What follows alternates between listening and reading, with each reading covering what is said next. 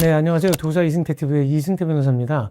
여러분들 마라톤 행사 많이 하는 거 아시죠? 그리고 여러분들 러닝을 요즘에 워낙 많이 하니까 러닝 하시다가 그런 경험 있으실지 모르겠지만 갑자기 러닝 하는데 앞에서 쓴다거나 앞에서 약간 방향을 틀면 부딪히는 수 있어요. 사고 발생할 가능성이 의외로 많아요. 자동차 타고 갈 때 우리가 깜빡이 안 켜고 회전하면 사고 나는 것처럼 달리기도 생각보다 속도가 있기 때문에 부딪히는 경우가 많습니다. 근데 이 경우는 뭐냐면 3년 전쯤 되나요? 3만 5천 명이 같이 참가하는 서울에서 마라톤 행사가 큰 행사가 있었어요.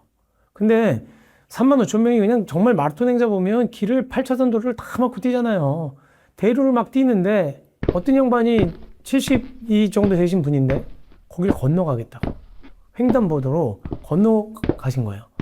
당연히 모든 사람하고 부딪혔죠. 이분이 거의 식물인간이 된 거예요. 이랬을 경우에 누가 어떻게 물어줘야 되느냐. 여러분들 이거 어떻게 생각하세요?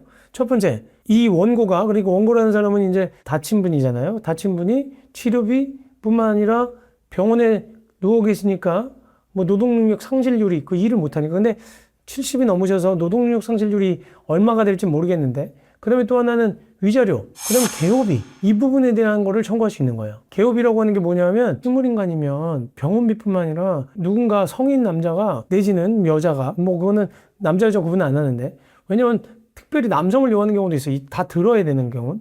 그럼 개호인이 1인이냐 2인이냐도 결정이 돼야 되고, 4시간을 해야 되느냐, 4시간 개호해야 되느냐, 8시간 개호하냐에 따라서 금액이 굉장히 많이 늘어납니다. 그래서 이 부분에 대해서 배상 청구를 하는데 할 권리가 있겠느냐가 첫 번째고, 두 번째는 그럼 누가 물어줘야 되느냐. 배상 책임이 그러니까 누구한테 있느냐가 문제예요. 그러니까 첫 번째는 부딪힌 사람이, 달리기 한 사람이 책임져야 되느냐. 그 사람도 피고로 삼았습니다. 그 다음에 주관사, 그러니까 주관사라고 하는 게 행사를 주관해서 실질적으로 관리한 사람이고, 그 다음에 사실 주체냐 주관이냐, 실제로 밑에서 영업을 하고 일을 한 또 대행사가 있는데 다 달라요. 하지만 주체라고 하는 거는 결국 무슨 얘기냐면 서울시에서 했다. 그럼 서울시가 주체사예요.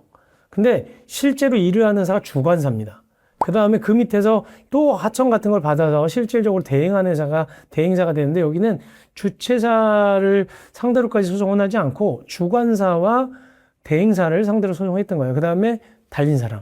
근데 결과가 어떻게 나왔느냐. 금액이요, 3억 5천만 원 정도 물어주라고 판결이 나왔어요. 그러면 달리던 사람한테 나왔으면 큰일 나죠. 10만 원 내고 참가하러 갔다가 3억 5천 물어줘야 된다? 그래서 법원에서 판결이 뭐라고 나왔냐면, 일단 원고 청구, 다치신 분의 청구를 인용했습니다. 물어줘라. 그리고 손해배상 책임은 누구한테 있느냐? 주관사와 대행사한테 있다. 왜냐하면 그 당시 보니까 인력 배치가 너무 적었다. 인력을 그 구간에서 경찰관 1명하고 운영 요원 1명밖에 없었다. 그리고 사람들이 뛰어가는데 이분이 횡단보도를 건너갈 수 있다는 걸 알면서 차단 제대로 안 했다. 그렇기 때문에 물어줘라. 그러면 달리기 한 사람은 뭐냐? 달리기 한 사람에 대해서는 정말로 고민을 많이 했을 것 같은데, 아까 제가 얘기 드린 거랑 똑같아요.